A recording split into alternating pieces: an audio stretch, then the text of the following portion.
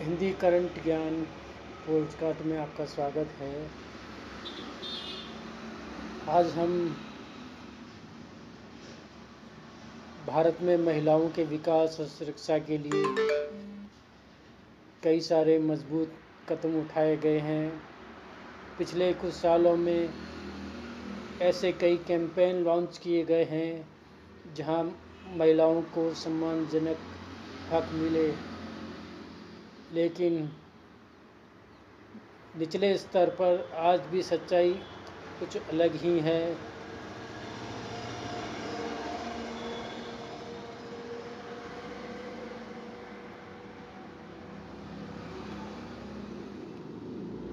हमारे देश में कई ऐसे क्षेत्र में हैं जहां अभी तक महिलाओं को उनके अधिकार नहीं मिलते।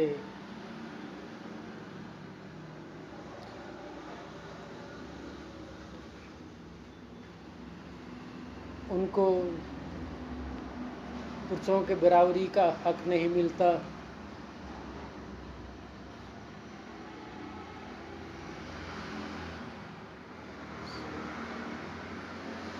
गांधी जी भी जब चंपारण गए तो उन्होंने वहाँ पर महिलाओं पर हुए अत्याचार से द्रुत होकर जूते तक त्याग दिए थे, क्योंकि फैक्ट्री में काम करने वाली वर्कर्स और महिलाओं को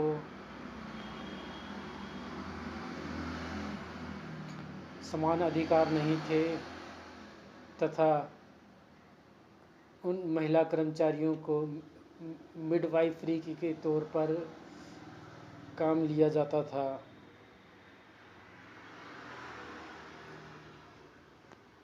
आज भी देश के कई क्षेत्रों की लड़कियों को अपना जीवन साथी चुनने का अधिकार नहीं मिला है। आज भी हमारे देश में ऐसी कई प्रथाएं हैं जिनकी आड़ में एक वर्ग उनका शोषण करता है। कई ऐसी खाप पंचायतें चल रही हैं, लव जिहाद और न जाने कैसे कैसे समाज के लोग महिलाओं पर अत्याचार करते हैं।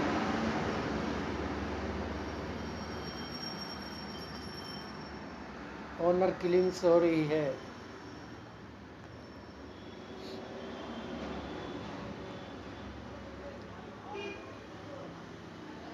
आज भी हमारे देश में मौल की प्रथा कायम है। मौल की जिसमें दुल्हनें बिकती हैं, अब भी देश के कुछ राज्यों में, फिर चाहे वो हरियाणा हो या उत्तर प्रदेश, पंजाब हो, राजस्थान हो, यहाँ दुल्हनें खरीदी जाती हैं। इन दुल्हनों को मौल की कहा जाता है।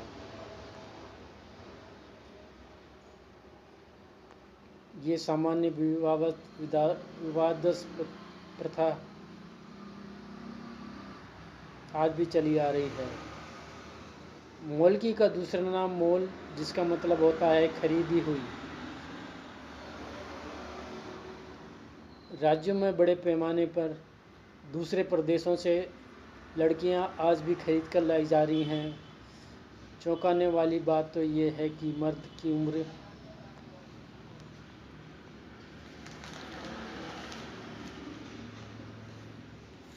जितनी ज़्यादा होगी उसे उतनी ही महंगी लड़की मिलेगी।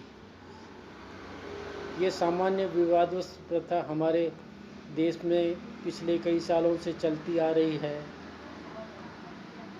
एक रिपोर्ट के मुताबिक शादी के बाद गरीब घर से आई कई लड़कियों को अलग अलग तरह की तकलीफ़ों का सामना करना पड़ता है। उनके साथ सही बर्ताव नहीं होता। इन लड़कियों के हक के लिए कई सामाजिक संगठनों ने अपनी आवाज़ उठाई। कुछ संगठन ऐसे भी हैं जो इन मोल की दुल्हनों को हक दिलाने के बारे में समझाते हैं, उन्हें अपनी ज़िंदगी में आगे बढ़ने के लिए प्रोत्साहित करते हैं। कई गांव की पंचायत इस शादी को कानूनी मान्यता देती हैं। जिस तरह से हर सिक्के के दो पहलू होते हैं, वैसे ही इस प्रथा में कुछ लोगों को मदद हो जाती है। राज्य में लड़कियों की जनसंख्या कम होने की वजह से अविवाहित लड़कों को लड़कियां मिल जाती हैं। वहीं गरीब परिवार की बेटियों की शादी की परेशानी भी दूर हो जाती है। कई गांव की पंचायत इस शादी को कानूनी रूप से मान्यता देती हैं, जिसमें लड़की और उनके बच्चों को कानूनी हक मिल सके।